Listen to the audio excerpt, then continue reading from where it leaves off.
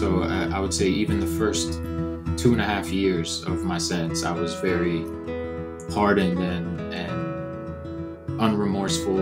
And, I had a lot of people who had heard about my case would tell me, look, you don't deserve to be here. We all would have done that. The correction officers told me that. Like, I would have done the same thing if I was in that position, to protect my sister. And it wasn't until, after a few of those years and understanding the life I was living where I started really taking that accountability and saying, look, like, this was a big mistake. Like, I shouldn't have done that. I could have approached it in a different way. And, I really hurt this guy, and, I hurt his family and his loved ones. And I started realizing the ripple effect of what my actions do to the people around me, my own family as well.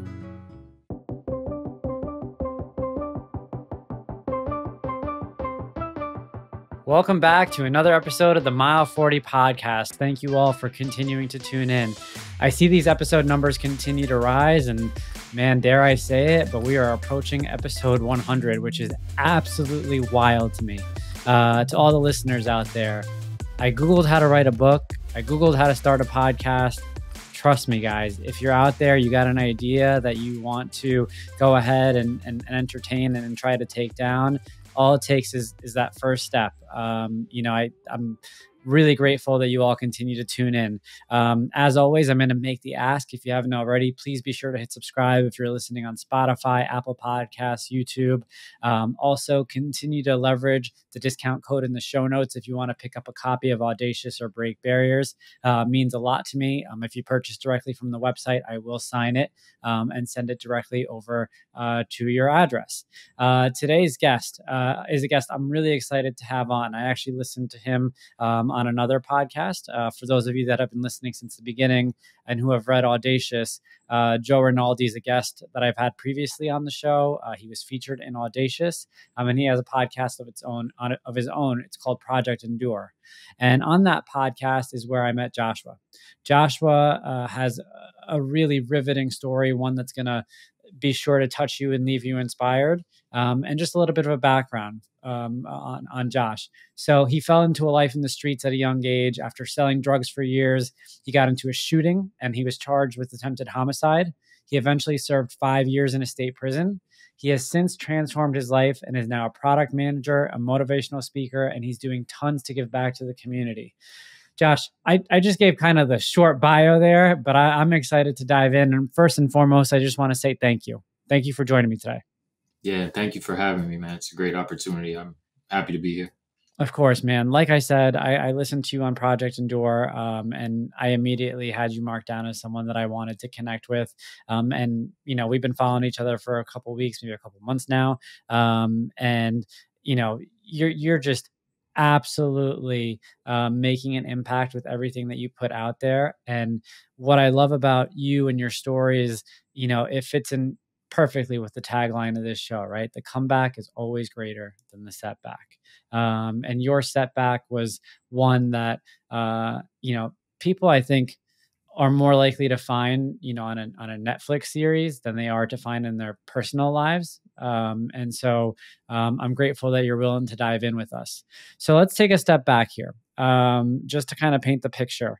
Leading up to that point in your life, you had shared with me that it was in your teenage years where you kind of started to stray away and found yourself around not the best company.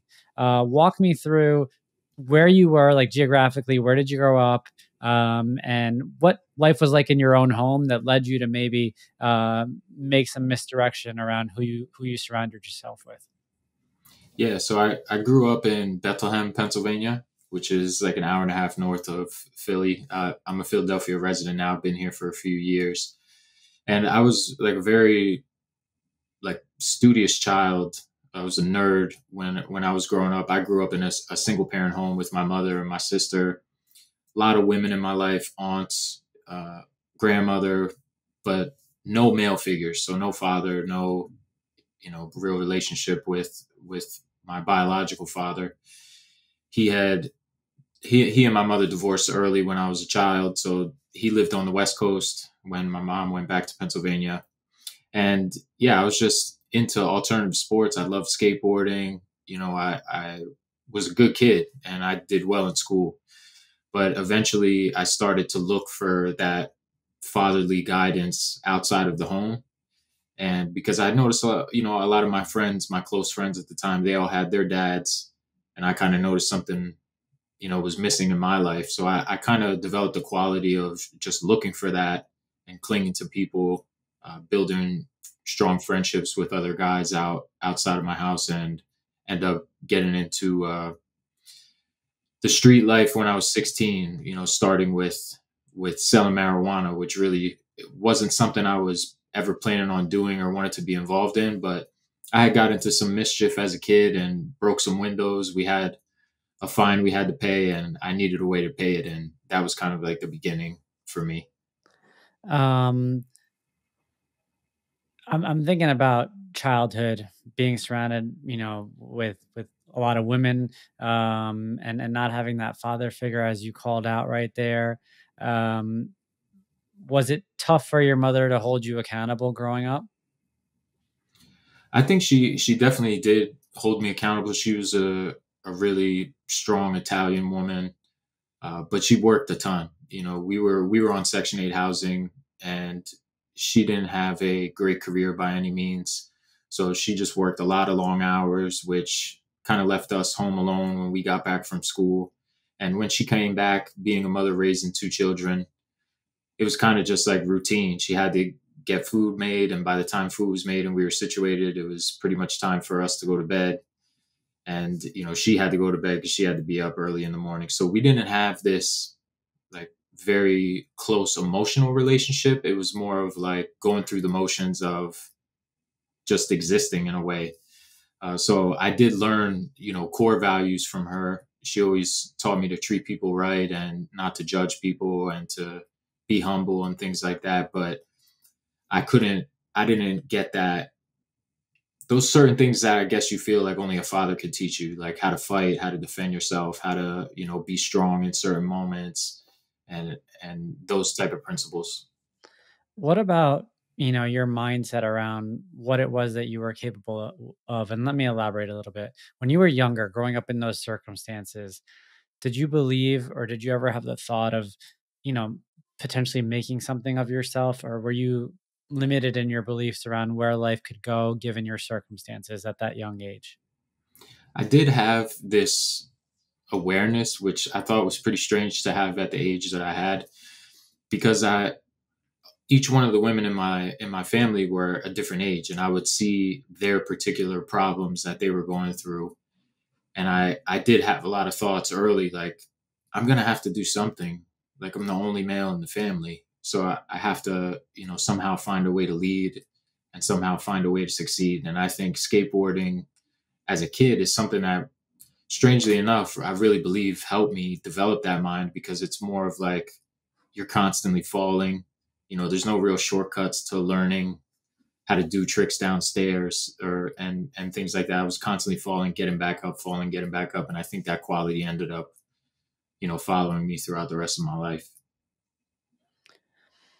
Last question I want to ask about that era in your life.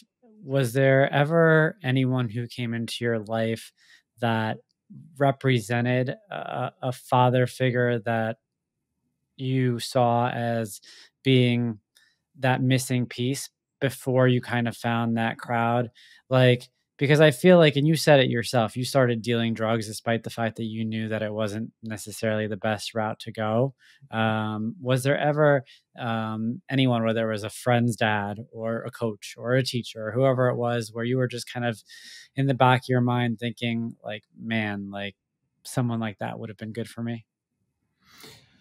In retrospect, there was people, but at the time I definitely didn't view them through that type of lens. I was more so, thinking with a smaller mind. And, I'd see my friends that had their dads and I just want to stay over their house. I was kind of like that kid that was never really home. I was always at someone else's house, sleeping over whenever I could.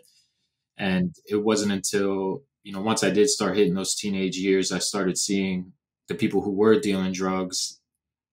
I kind of looked at them and respected them because people had feared them, and, they had a lot of nice things, and people we're always giving them attention and things like that. And I thought, well, maybe this is something I can do just to make some money quick to pay this fine off. But then that soon became a full-fledged lifestyle for me. Got it. So that was what, around 16, you told me was when that all started? Okay. So walk me through the first couple of years there. You kind of make this transition now. You're living this life, which, is in the short term meeting your needs and kind of fulfilling some just a lack of um, lack of stability. It's kind of filling this void, right? Where did things, begin to take a turn? And the other thing I want to call out during this is selling drugs is not just a job, right? Like there's more to it, right? Like you are um, being surrounded by more and more influences. Also, there's a path that will lead you into other things, right? And I want to ask how self-aware you were throughout those years, right? Like how aware were you about potentially continuing to dig the hole a little bit deeper with regards to the trouble that you're potentially getting into? Yeah, early on, I was unaware. Like when I first started, my goal was, let me just make the money to pay the fine off. This is weed. I knew a ton of people in my school who were smoking, and I thought I can just sell to the people that I know who aren't, going to bring me any type of problem. And in the beginning, it started like that. Made the money really quick to pay the fine, but I was still living with my mom, so I wasn't paying the fine off right away. I was kind of making smaller payments, so she wouldn't know that I had the money. But then, our relationship started becoming a little more constrained. So I had some friends that lived in a what we considered a bad part of our neighborhood, and they had told me, look, if you ever get into trouble, you could always stay here. And so one day I got into an argument with my mom, and I just told her, look, you're not going to see me anymore. And I grabbed the money that I had saved in my room and went over to that friend's house, and I said, look, like, can I just live here? Because I looked at it as an opportunity where there's a lot of drug activity in that area. I knew I could start making more money there. And again, I kind of went into that a bit ignorant, knowing that there was going to be problems, but I didn't think it was going to be anything major. And then over those next few years, things really started escalating on the violent side. I started fighting a lot. Uh, got shot at that same year when I was 16, and I knew like things were starting to get more serious. So I did feel that awareness, but I simultaneously I felt I could earn more respect. Like people would respect me even more if I did things that were, quote unquote worse than what I was doing. Just to paint a picture for the audience, right? You lived in public housing, as you said. Now you leave your house. You're trying to figure this out on your own. You're getting into a little bit of trouble, but you feel like you have it under control. Tell me at that point. I mean, it's a whole different landscape back then, right? Like, how much money were you raking in at that point as a dealer? Around the age of like by 18 and stuff like that, I would consistently keep about 50,000. So I'd have around that much, then go and just be young and spend it, go on particular vacations, come back, stack back up to 50 again, spend again. And I kind of just kept that loop with no real idea of what I was going to do with more money if I made it, or I didn't have any type of plan. I was kind of just existing and enjoying, quote unquote, enjoying the way I was living. Was there any sense of fulfillment?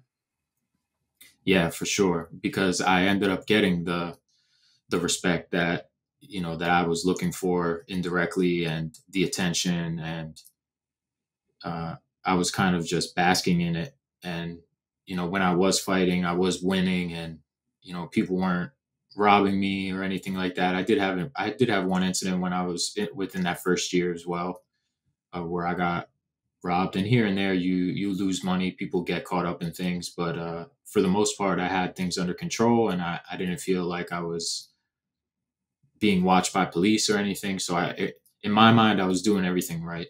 So you're doing it. So, if I were to ask you to tell me, like, perhaps like the scariest experience you had through those years, for the most part, like you had it under control. Yeah, I think so. I mean, I definitely felt things continuing to progress because there were, other shootings in those years where people were firing at me, and it was, moments that I was completely afraid for my life and thought, I totally could have died, but there was something that was happening to me internally after those moments where I'd be able to just reset and say, okay, well, now I got shot at and I'm still here. And it kind of made me puff my chest out a little more and say, you know what, like I can handle this. I'm going to keep this going. Did you get to a point where you felt like you needed to have a weapon on you? Yeah, I mean, after that first shooting at 16, um, the guy that was firing at me was like in his 30s. So at this point, I knew I was dealing with grown men, and the intentions are real, and it was ever since then I kept the weapons. What did you know about weapons at that point? And, did were you comfortable with weapons, or did you get the feeling of like it's a big step, right? Like I think like going into the streets is one thing, right? And then it again, like we said earlier, there's like this slow little progress. You go from just selling some weed, which back then, although it was illegal, it was, an entry point that a lot of people kind of went through, and then the violence picks up. But speaking as someone who has no experience with a weapon, I feel like buying a weapon is a big step at that point. Am I right or am I wrong? Yeah, for sure. I mean, it's a very strange feeling. You have to adapt just to learn how to, Yeah. we weren't the most advanced, so we didn't have, particular holsters or shoulder straps to carry them in. We were just carrying them in our waist. So it became, you know, learning how to carry them with different kind of clothes and understand how to not, drop it, how to take it apart. We used to go to particular woods and learn how to shoot. We did have a friend who could get us in a shooting range, so we would go in there and do what we could with the rentals. Um, so I would say after about like 2 years, by the time I was 18, it was kind of, Yeah. pretty much second nature at that point. Was it your hope that you'd never have to use it, or were you not even thinking about it? We were just obeying that classic saying. There is a cliche saying like you'd rather be caught with it than caught without it. So I figured there was going to be points in time, but for the most part, I thought I was more of a quiet person, and I thought I could avoid it and just use it for self defense. Got it. Now, outside of, the crux of the story here, was there another point in time where you had to use your gun? No, not outside of the normal beef with different people in the street. I didn't have any other, random altercation aside from the crime that I ended up getting caught for. Got it. Got it. Okay. So, like, set the stage for us now. We have a good idea of where life is for you. Walk us toward that day and what went down. Yeah, so it was Christmas Eve, December 24th of 2006. I had just turned 21 the month prior, and I reached a point when I was 19 that I was looking to get out of what I was doing. So I had some family in California. As I mentioned, my biological father, I reconnected with him. I have a brother over there. They told me, look, why don't you come to California, try it out. If you want to stay, you can stay. So I ended up visiting there. I liked it, but I was young. I missed home. I stayed in Cali for a year, 13 months. During this time, my sister had a boyfriend. They were like high school sweethearts. I was really close with him. Their relationship ended up going south. My sister was pregnant, so she ended up having, a child, my nephew, and they had split up, and they were kind of co-parenting, living different lives. But the relationship still was, on and off, and I started to develop like a pretty big anger and hate for him because of certain things that were happening. So we ended up getting into a confrontation uh, on that night, Christmas Eve, '06. First time I saw him in a long time. And I was carrying a weapon then. Altercation got out of control. His friends came outside, and my sister and I got into the car to leave because we figured, okay, this is kind of escalating to a point where we don't want it.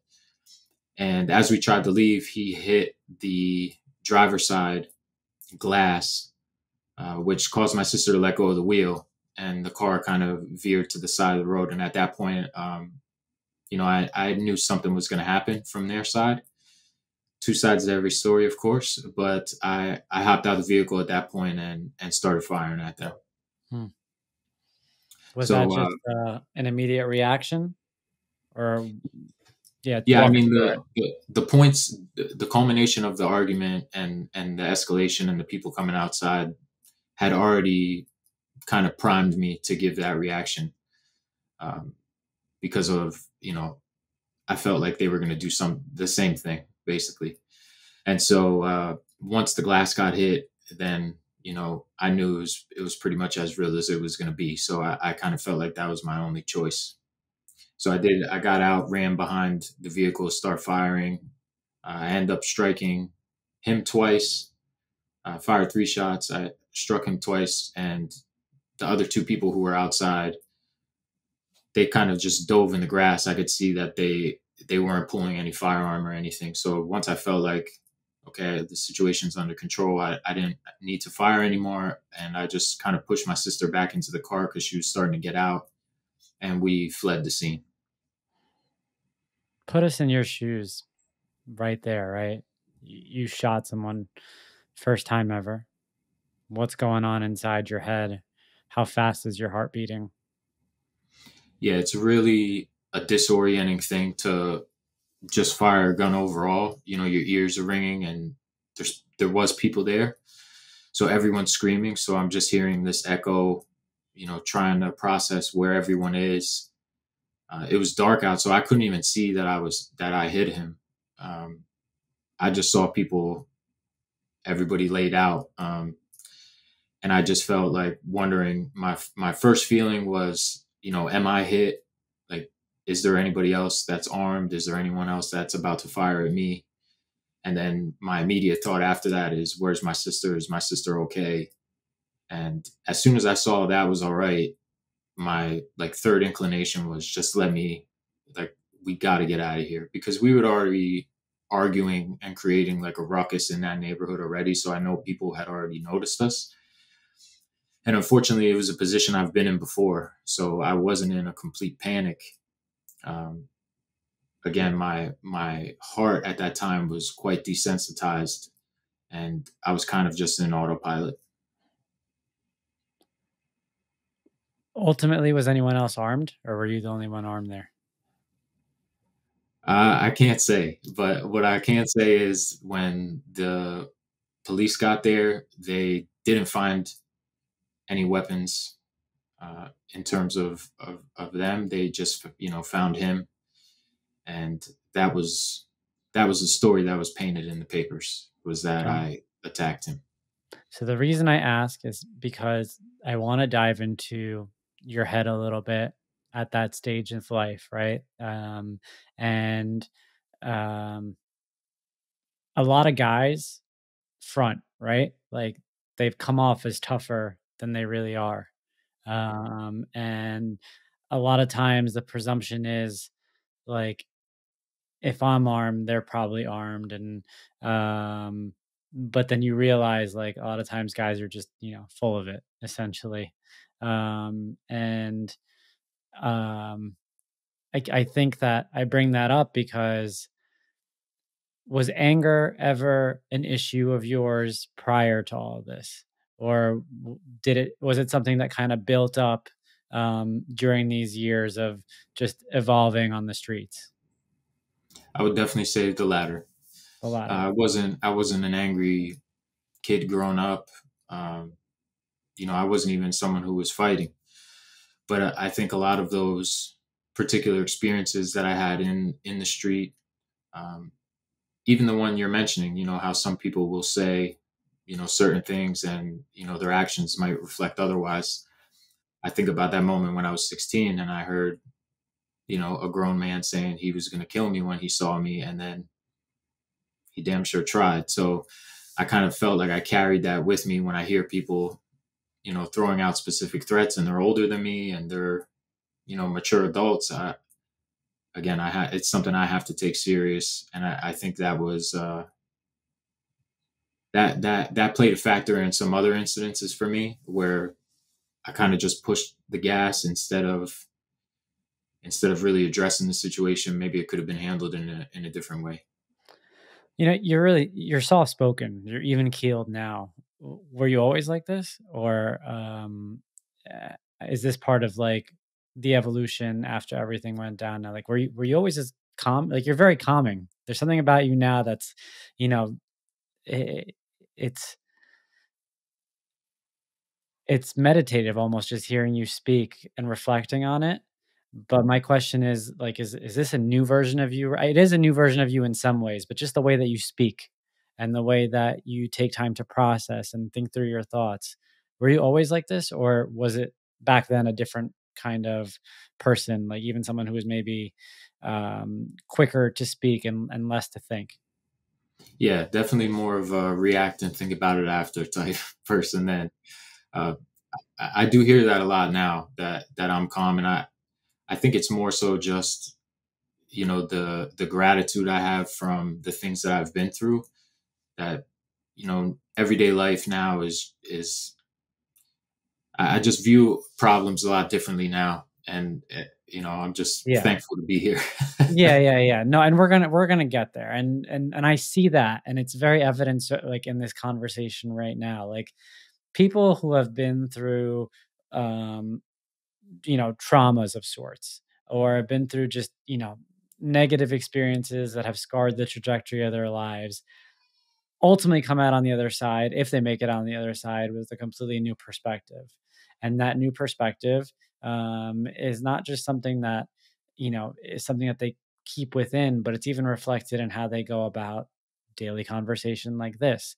And I can even see it, in your interaction around the fact that at this point in your life, you don't really have anything you need to overreact about, because you were put through something pretty horrible, when you were younger.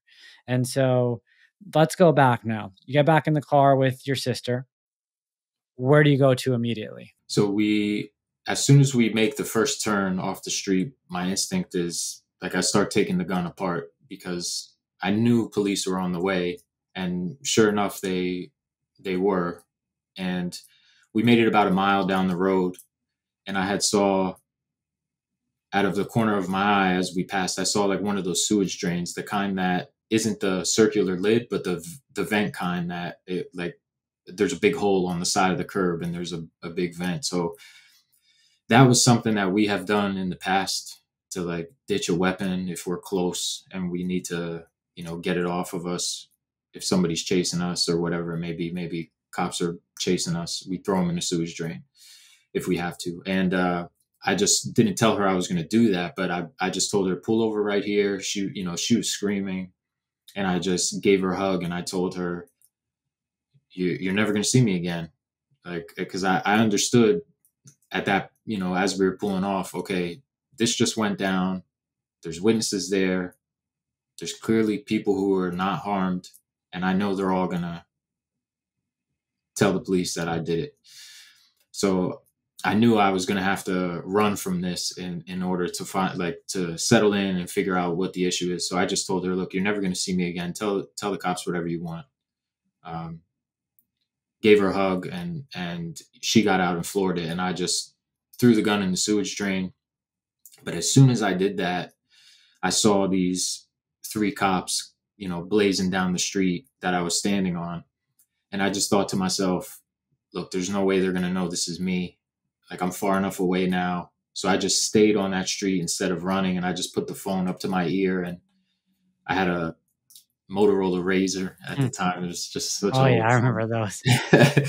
But I put it up to my ear and I just pretended I was laughing and like joking with someone. And all 3 units passed by me. I pretended I was knocking on, someone's door right there. I just was standing on the porch, and my hand wasn't actually hitting the door. So as soon as they turned off the block, I just started sprinting down the street. And thankfully, I knew someone who lived there. And again, this was Christmas Eve.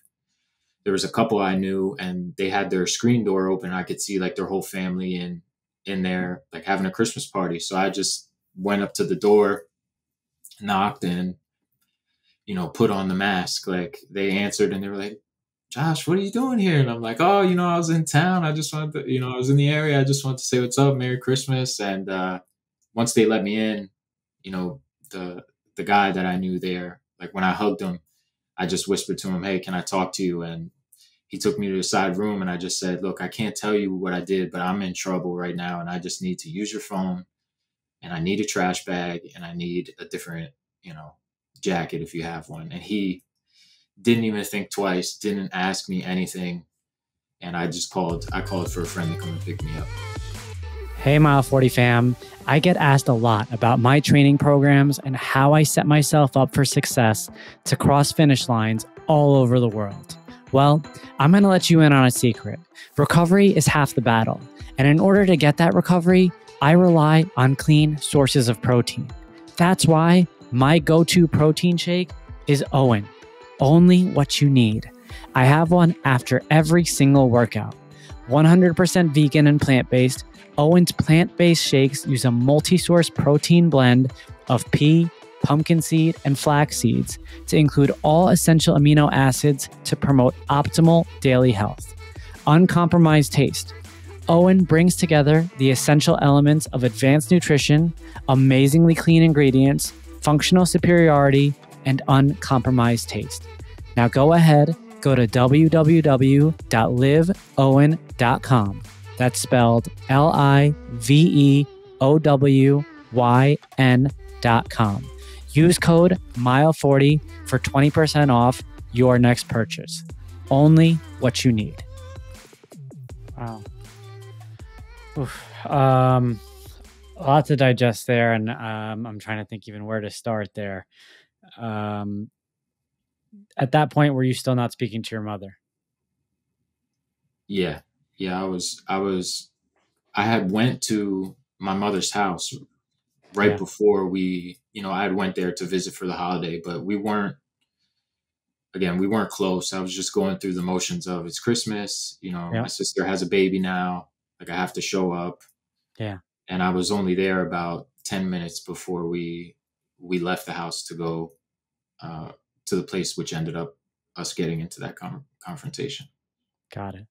So it didn't run through your mind, you obviously your dad was estranged and your mother and you were not speaking. So, and I mean, you were old enough and you had been through a lot at that point. You kind of separated yourself, but there was no thought of like, I let my parents down at this point, right? At that point, I couldn't think of anything like that. The only thing I could think of at that moment when I was at the couple's house was, is this guy alive? Like, yeah.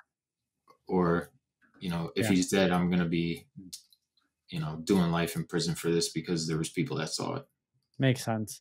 The one other question I want to ask about your friend who gave you the trash bag and who gave you the jacket. You still in touch with this person? I stayed at his place, him and his girl, for some time because I ended up going on the run for this crime for 13 months. I was a fugitive. And I did stay with him for a bit and then lost all connection with him. And it was, I want to say last year or something like that, we end up, the same person who picked me up that night, we end up seeing each other again at his house. And it was like, we didn't miss a beat. I obviously hugged him and talked to him, and he's got a completely, different life now. He's married with a bunch of kids. He's always done the right thing for the most part. So it was, we're still friends. Because, that's such a powerful moment. And, there's a lot of flags, obviously, even if it's your really good friend and they come into your house and, you want to do everything you can to help your friend because they're your brother. There's a part of this that, in the back of your mind, you're wondering if you're going to be an accessory to some sort of crime there. And so, I just want to call that out as someone who probably played a very instrumental role, obviously, that night. And I wanted to gather where they played a role after. So, okay, now you're at their house. You get the trash bag, you get the jacket. Where do you go from here?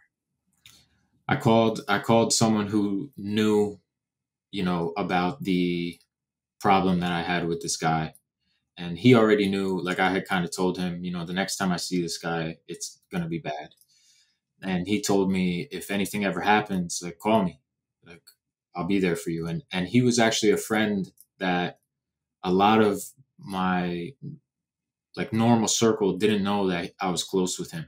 Like he and I would just kind of meet up randomly, and people didn't really know we were friends, which was a good thing. So he took me to his house, which was still in the city, in the same, city of Bethlehem. And I ended up staying in his place for, I want to say, somewhere in the realm of 6 weeks. I was like staying in his attic for like first few weeks, and then, just living in his apartment with him and his girl, until I decided, okay, I think it's safe enough now that I can try and get out of here. Yeah. And at this point, are you starting to think like maybe I could, dodge this for a while? Yeah, I mean, as soon as we got to his place, it was only a few hours before I found out this guy was okay. He was shot in the arm and the leg. Like he wasn't, he Yeah. was still alive. And I didn't know what he was going to tell the police or anything. So we just waited that out. Christmas morning's the next day. I wake up, faces all over the news. Mm. And I'm hearing the charges: attempted murder, aggravated assault, reckless endangerment, possessing instruments of a crime. And they're labeling me. They're armed and dangerous, if anybody has any information. And it's just like a very surreal feeling to just watch, yourself on the news like that. And so I kind of just sat for some time to process that. We got through the holiday. I reached out to a lawyer day after Christmas, and I said, look, these are my charges. I was so ignorant to the law. I didn't understand what I was looking at. And he said, look, if you take this case to trial and you get found guilty, that's a 20 to 40-year sentence. And I barely let him get that sentence out before I just hung up the phone and looked at my friend and said, like, I got to run. Like, I got to run until I figure this out. Like, we're going to have to pay this guy a ton of money to not show up to court or something. I have to think about some options. Yeah. Jeez. Oof. Man, I can't imagine. So at this point, like, you probably have no aspirations in life, right? Like at this point, you think like, unless you completely change your identity, there's not much that's going to happen for you, right? Like you're not that I think you were ever kind of leaning toward going down a professional career route at that point.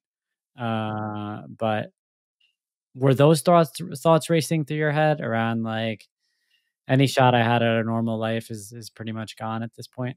Yeah, I came to that realization quick that,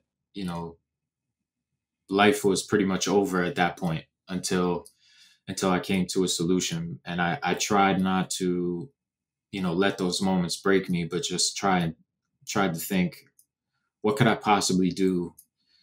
And my first inclination was, I still had from the time I spent out in California, I made some connections.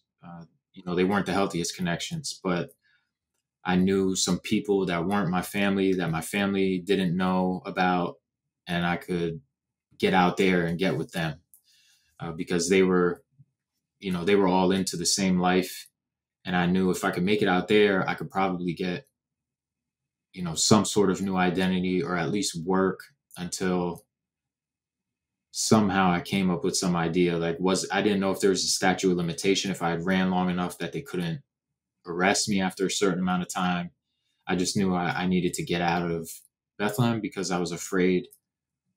One, like any police interaction, I was afraid they would kill me based on how they perceived me in the news. And also I was risking just getting into more trouble because, this guy's friends obviously were really upset with what I did to him, and they wanted revenge as well. And I was back in that same moment where now I'm hearing, again, grown adults saying they're going to do a particular thing to me.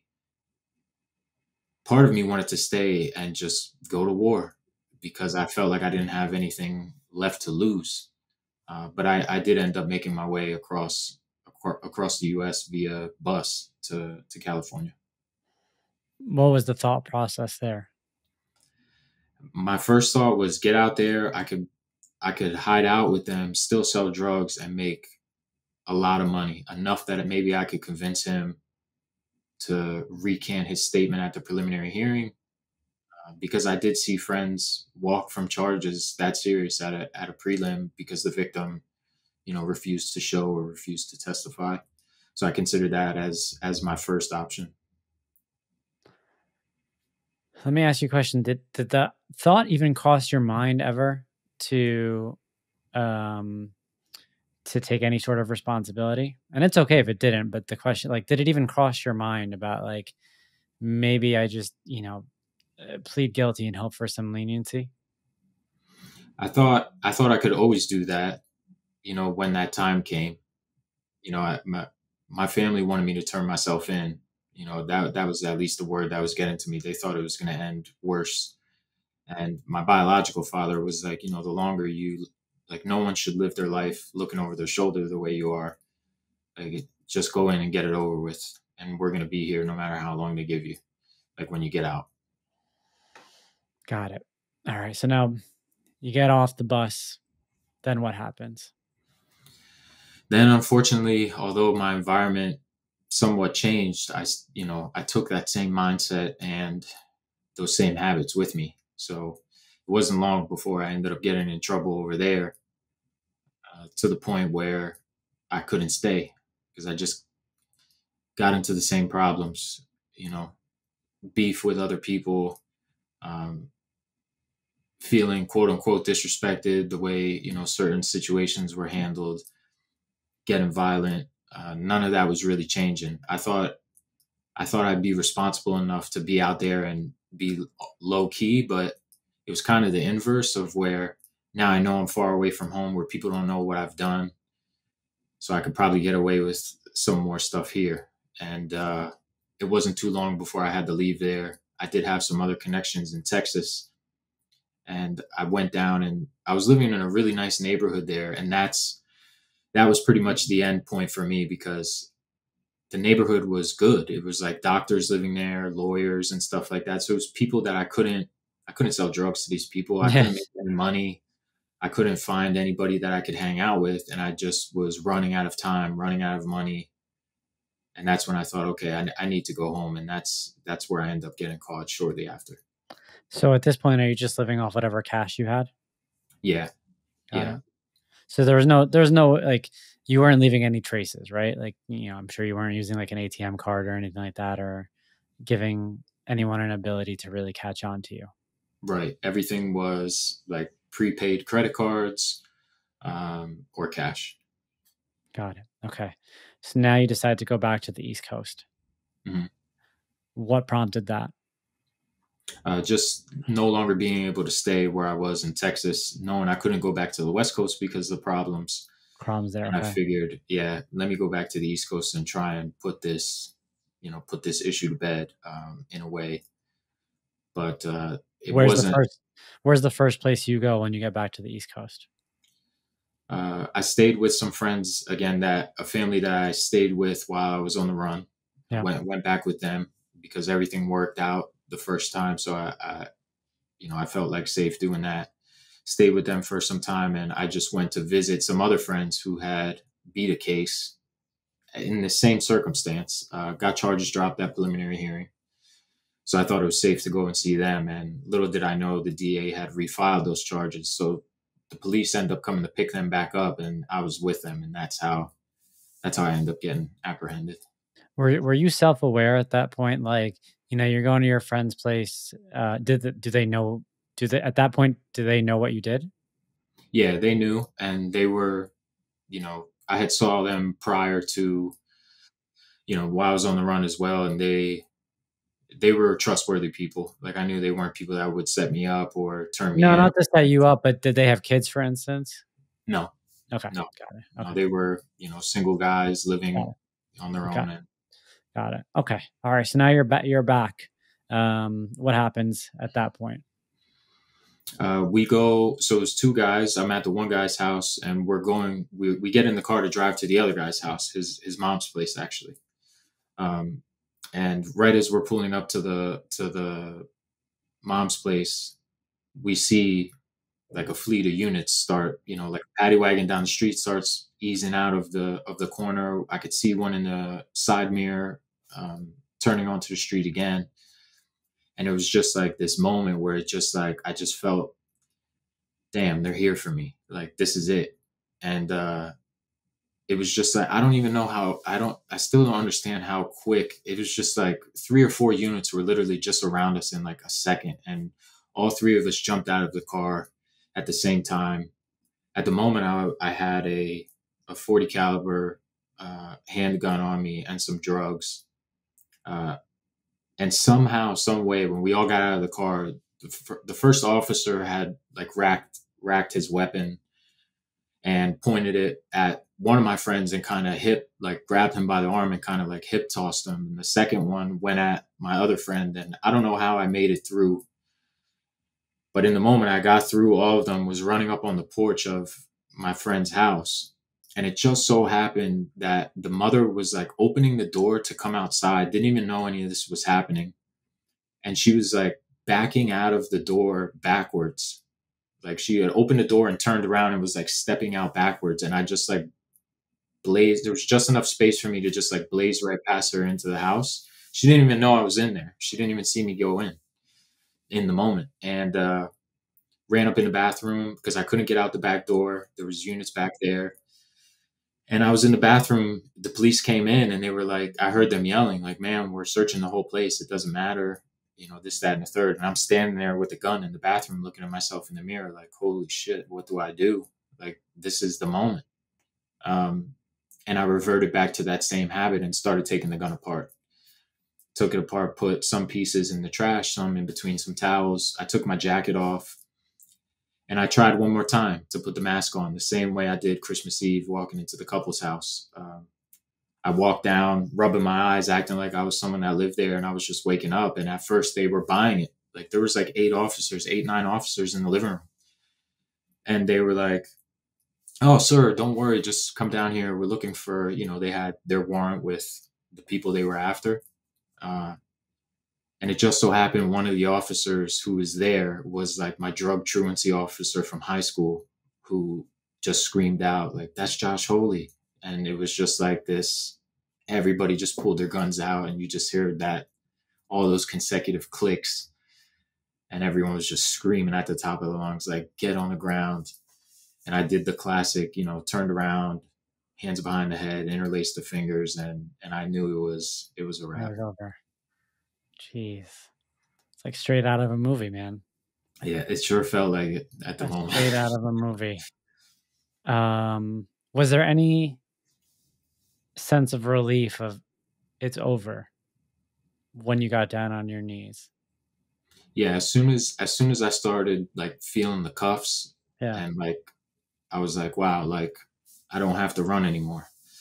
But that relief was only an instant before I thought, now I'm going into a whole new world with a whole new set of problems, and God only knows how long I'm going to be here.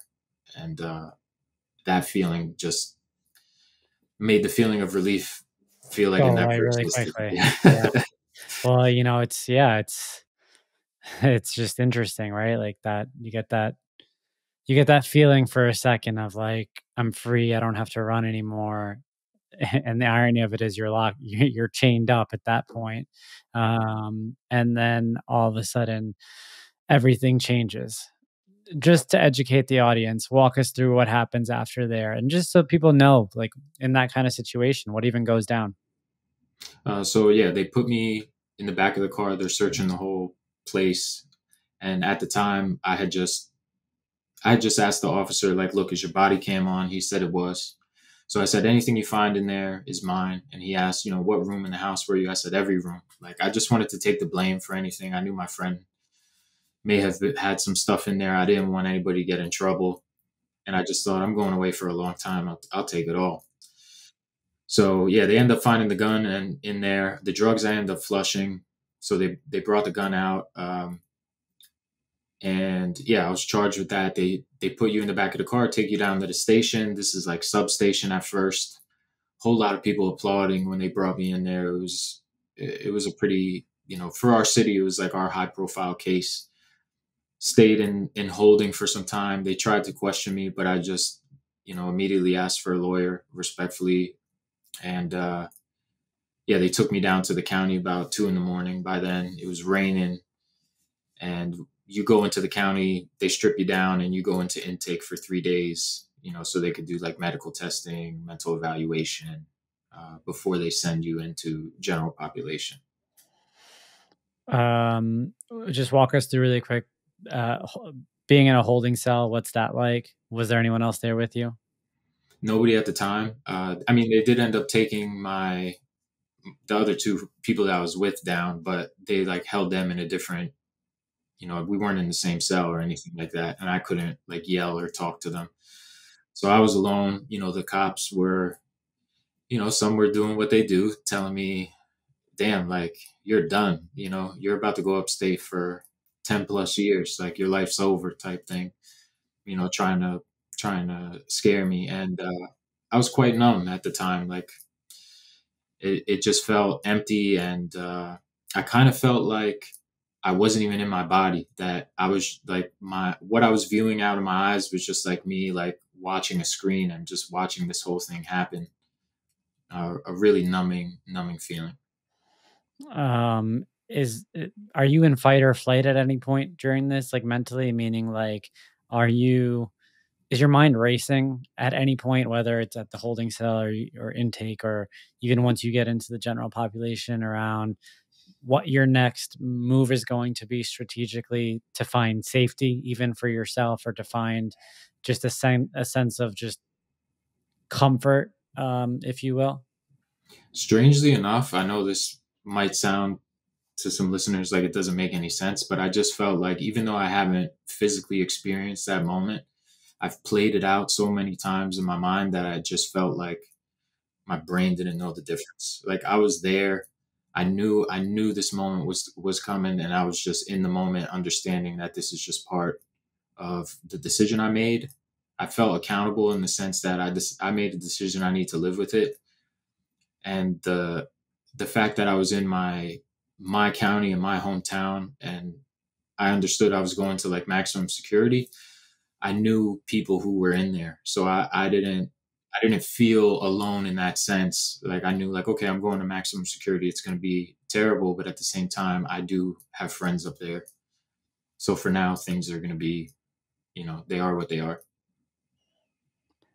Man, I got a lot of questions, but I got to figure out how to ask them. So you got friends in there. Were your friends the same people inside as they were outside once you saw them on the inside? Yeah, there were some people that, through the years of selling drugs, they were also committed similar crimes. They end up getting caught for theirs. And they were doing the basic time for that. Yeah. No, my question is, like, you go in there and you see them. Are you back to like just being boys again? Or do you see a change in their own behavior now that they're on the inside? No change. Yeah. Everyone was still themselves. We were cool. Yeah. It's not like we were, doing anything to really take care of each other. Everybody had their own money. Yeah. Nobody was getting into too much trouble for the most part. Got it. So now tell me how the trial played out. So I went to preliminary hearing. The victim showed up, witnesses showed up, everybody, testified against me. So I knew I was going to have to plead guilty. It was my first time ever getting arrested, my first time ever, committing a crime as far as they knew. First offer they offered me as a plea bargain was the 10 to 20-year sentence. I said no. Second offer was a 7 to 14 years. My lawyer advised me, look, there's a mandatory minimum for a crime like yours. It's 5 to 10 years. And I think we can get that. And that's what I end up. They offered me that on the third. Usually there's 3 offers before trial. And yeah, I took the 5 to 10-year sentence and pled guilty. And what guidance were you given around how to potentially be on the lower end of that 5 to 10? Well, I did go into the 5 to 10, or I did go into the guilty plea knowing at sentencing there could be some sort of aggregation. So I had a chance to speak. I, took my time and tried to write something, from the heart, and apologize for what I did. And at the same time, I tried to paint the picture, which was my truth, is that I was just trying to protect my family, and I wouldn't just maliciously attack someone for no reason. And the judge was fair and gave me the 5 to 10. So at what point were you actually sorry? Was that the point where like then all of a sudden like you started to feel bad for what you did, or was that just for the purpose of sentencing and then you served your time and then started to kind of be like I That's really shouldn't have done that. Yeah, exactly. So I would say even the first 2.5 years of my sentence, I was very hardened and unremorseful. And, I had a lot of people who had heard about my case would tell me, look, you don't deserve to be here. We all would have done that. The correction officers told me that. Like, I would have done the same thing if I was in that position, to protect my sister. And it wasn't until, yeah, after a few of those years and understanding the life I was living, where I started really taking that accountability and saying, look, like, this was a big mistake. Like, I shouldn't have done that. I could have approached it in a different way. And, you know, I really hurt this guy, and, I hurt his family and his loved ones.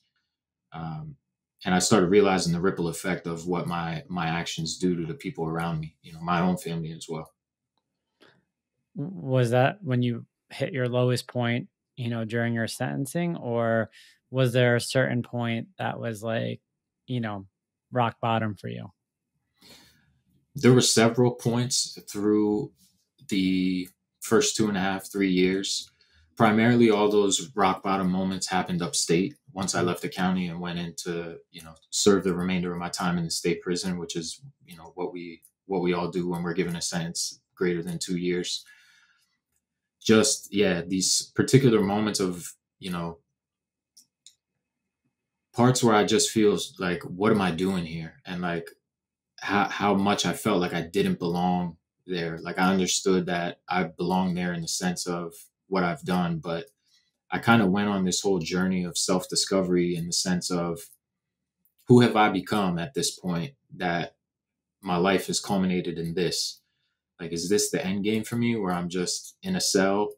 And I started to try and think, am I actually who I am because I believe everything that of all the qualities I have, or am I just a product of absorbing the things around me, and the beliefs and the viewpoints and the perceptions of the people who I thought that I respected?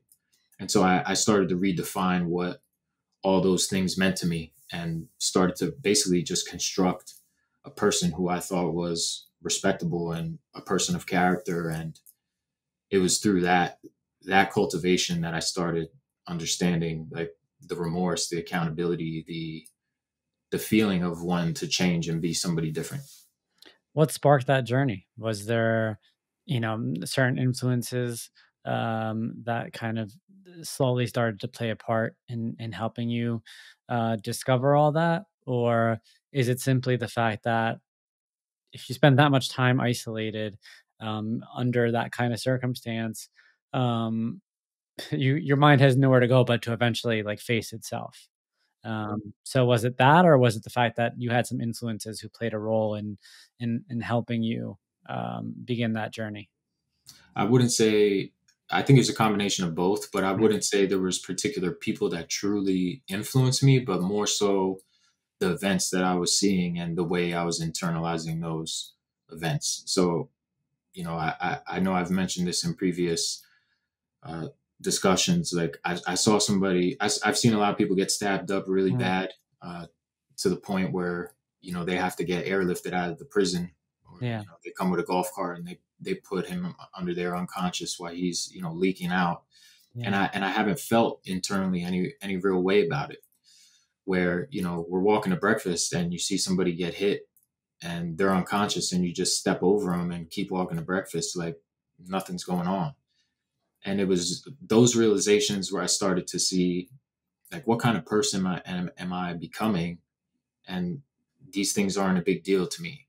like, you know, I did some time in solitary confinement for fighting. I got sentenced for to 3 months down in solitary confinement. And when I was down there, I saw people trying to kill themselves, you know, trying to hang themselves, young people too. You know, a 19-year-old, for example, who was charged, you know, with like a double homicide, who tried to hang himself with a sheet, and they had to, you know, take him out of there on a gurney.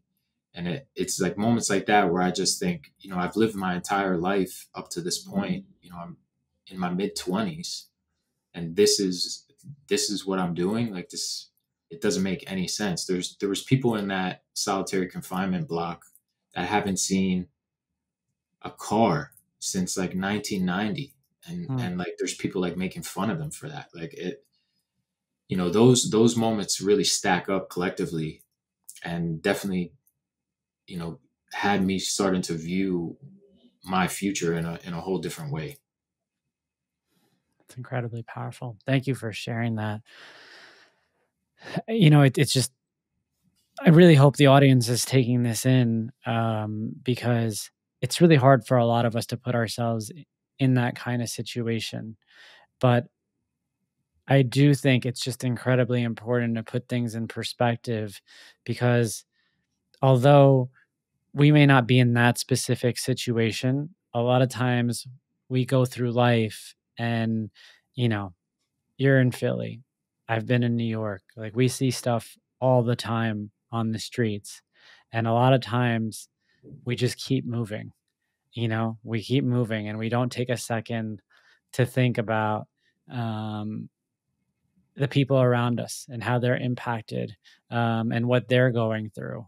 And the fact that you can take a moment to reflect on that, despite the fact that you're going through your own, you know, just rock bottom, it says a lot. And honestly, I think that's also, it speaks to the power of those moments, right? Like you get to a point where there's really nowhere else to go but up. And then your mind starts thinking about how to put the pieces together, slowly but surely.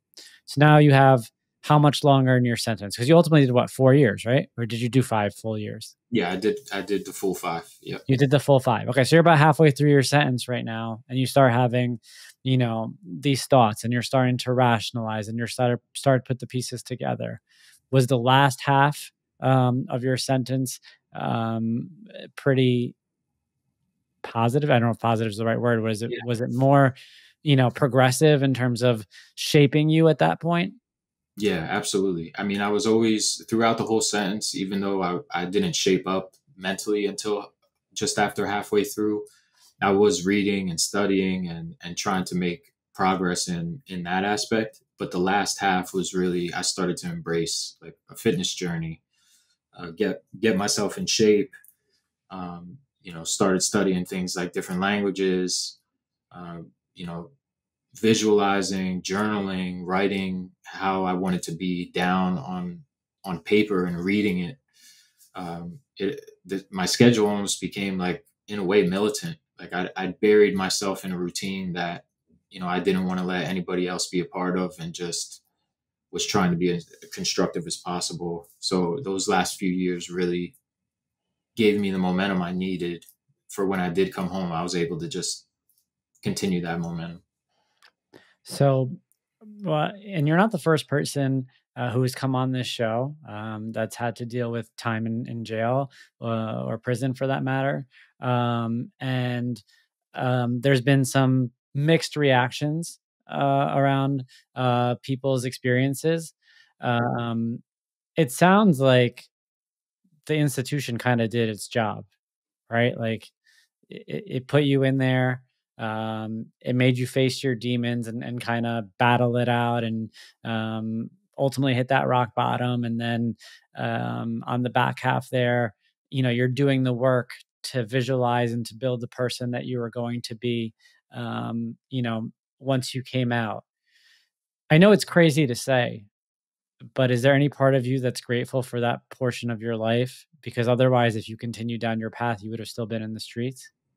Yeah, I'm 100% grateful for the path that I took. I think if I didn't take it, God only knows what I would end up doing. I think it would have ended bad for me and would have ended, obviously I would have hurt a lot more people before it got to that point. So I'm thankful for the experience. I mean, I definitely think when it comes to doing the time, it's very much up to the individual because, recidivism, for the listeners, it means, the people that leave, what is their percentage of coming back? And it's still, out of every four that leave, three will be back within the first, 12 to 36 months. So the place can very much consume people, but there is a large part of, participation on your behalf to understand to adopt the right mindset or to get consumed by the negativity that's there because there's no shortage of it. Absolutely. I don't want to skip steps, but unless there's anything important that we should discuss in those last 2.5 years, I am interested to hear about when you were released, the first place that you went, the first people that you saw, and just kind of the emotions of making it out with this understanding that you've put in a couple of years of effort now to rewrite the ending to your story. Yeah, I would say nothing else significant in terms of the last few years. It was really just, again, a ton of hard work in that routine and prepping myself to go home. I knew I was on the back end of that, and I really felt that in my mind I was already free before I left that place. Yeah. So when you got out, first person that you saw? My family, my mother, sister, my nephew was there, and my stepfather, who had been in a long-standing relationship with my mother for a really long time. They came to pick me up. I ended up going back to live with my mom while I was on parole, and just was basically living in the present. Although I had mentally prepped for so many things, coming back after that much time was definitely an adjustment. The world seemed different. The dynamic, the way people behave seemed different. Yeah, you went in before iPhones, right? And then you came out in the world of iPhones? Yeah, like it was the clothes were fitted. Like I didn't understand. Like it was so weird. Very weird. But I do remember because the majority of where I was up in the mountains, and all we had was like everything was brown. The clothing that we had was brown, and I just remember like getting to the store because we went to buy clothes, and I just remember like the colors like seemed so bright, like because it was around it was January of 2013, like late January. So like the Christmas decorations and stuff were still up in the mall. And I just remember seeing like the giant tree, and I was just like, wow, like I'm home. Like, and everything just looks amazing. That's insane. First thing that you ate? Oh man, it was just some very basic like scrambled eggs and cheese, hash Whatever, browns. man. Hey, like Yeah. I mean, it tasted great though. It was great. I'm sure it went down well. Pancakes. Yeah. Did your family visit you while you were away? Yes. Yeah, they came, and again, that was another big factor of having to watch them leave, and having to go back in every time and hear those gates slamming. I know that really affected them. So I felt very obligated to do the right thing. When you think about the structure that played such a critical role on the back half there of your time, were you worried that making it back out into the world, you'd lose a little bit of that structure, right? That structure that kind of really kept you building toward progress, right? Like, and now now you're out. No one to hold you accountable anymore. Did that concern you at all? It did, yeah. My primary concern was recidivism. I didn't want to be one of those three that came back, and I knew I was on state parole for the next 5 years, and it's a really sensitive time for a person. Any type of police contact, anything can be considered a parole violation, and you could be back in the mountains, overnight. Wow. So, what did you do in those 5 years? So as soon as I came home, I had reconnected during my time with my original circle of friends who were all doing the right thing prior to me selling drugs. And it was like, you don't see them for so long, but then when you get around them, it's like you never missed a day. And they were all doing, healthy things. One friend was married, the other was a professional fighter, and he took me to the local boxing gym where he was training, and that was a huge catalyst to keeping me on the right track, because I was back in that position again where I saw a group of guys who were feared, who were strong individuals, they were respected, but these guys were all doing the right thing. Nobody wanted to drink, everybody wanted to train, and I was like, whoa, like this is a different dynamic here. Like I want to be a part of this. And so that helped me maintain that structure again. So I really built good relationships with those guys, and started working right away. And it was kind of just a flow of work and training for the next few years. What kind of work were you doing? I was working at a logistics company, driving a forklift. Basically, in a freezer, I'm just loading and unloading trucks and picking orders. And eventually, they offered some educational reimbursement annually for employees who were there longer than a year. So I thought, this is part of the game I need to play. I need to get a degree now because I have a felony. So if I want to make any type of career move, I definitely need to get a credential or two. So I started going to college and working there full time, and that kind of became my life. It was hard for me to train like during those years. Did you ever graduate high school? Yes. So during that time when I was a kid living, selling the drugs, I was still maintaining my grades, still ended up finishing high school on my own. Got it. So now you finished parole around what, like 2018, 2019? Yeah. Okay. So what have you been up to the last 5 years? So 2019, yeah, 2017, I got my associates from community college. I ended up going to a 4-year college and got a bachelor's. I started out as a computer science major, but I actually ended up getting in an opportunity with the company that I was driving the forklift with. I came up with an idea for an app to save the company money. I wasn't a technical guy, but I created a presentation and presented this idea to them, and it got me noticed by their corporate headquarters. They ended up offering me a job in 2017. So I took that job as like a software tester and have been working my way. I'm still with the same company 10 years in now. And now I'm designing the software. I'm a product manager. I'm designing the software that runs their warehouses now. So I've like walked from an end user to a designer in that company, and have, now I live in Philadelphia and I'm fully embracing sharing my story with the public, trying to be impactful to people, speaking, at colleges, at conferences, and embracing a journey of fitness and just trying to build a better version of myself. Do you ever have to deal with any sort of backlash, or, even if it's self-inflicted, right? Like, are you imposing limits on yourself given the fact that, you've got a mark on your record?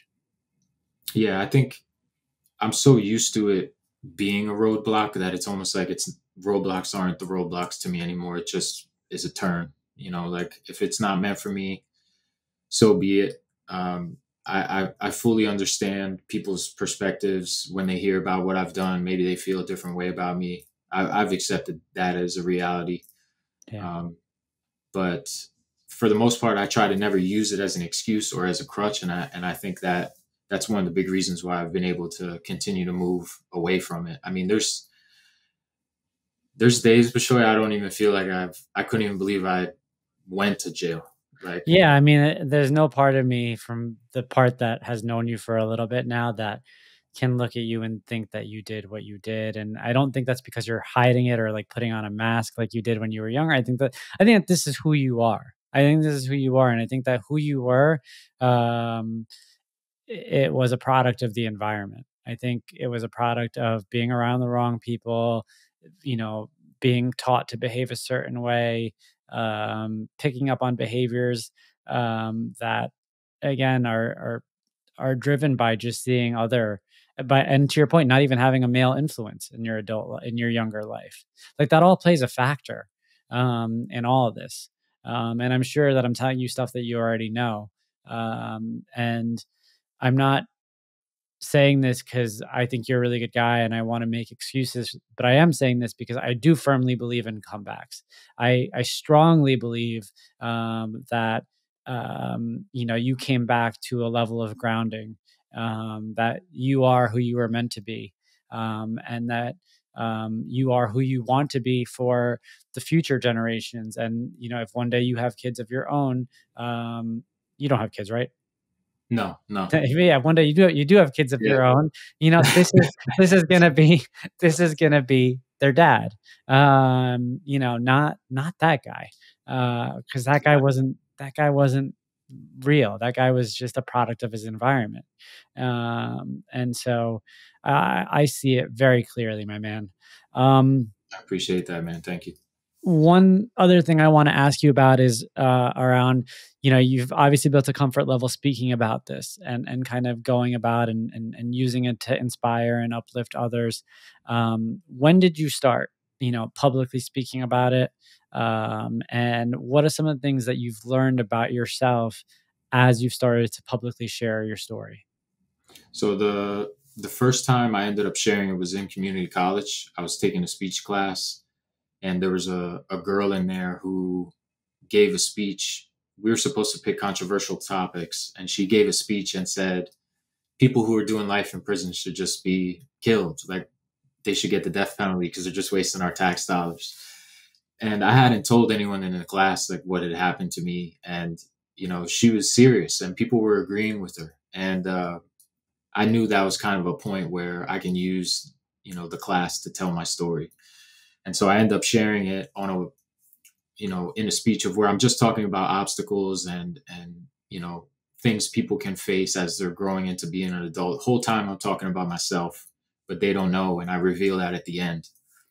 And people were, crying when they found out what had happened. And my professor, who I'm very close with to this day, started telling me, "Look, man, this is a story that needs to be told." And I started, speaking with him. He took me different places. We did a couple things, and then I kind of went silent for some time because I was still early in my career, and I was afraid to just share because I thought maybe I could just build and get something more solidified before I start, sharing this.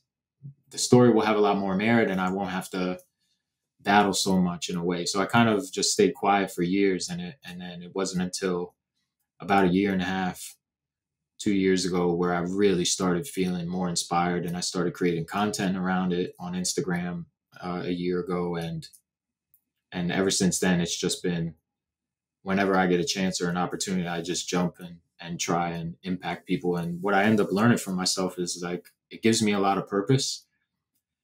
And what I end up learning really is like how many people need just a little bit of guidance more than some. A lot of people are very much on the cusp, and they just need to hear a story or to hear an experience that can help them move in the right direction. And I've seen the rewards from that, and I kind of feel like it's my duty at this point to try and give back and let that ripple effect throughout other people. Yeah, no, man, I hear it in your voice, hear it in the way that you say it, and um, it's a true testimony to the power of vulnerability.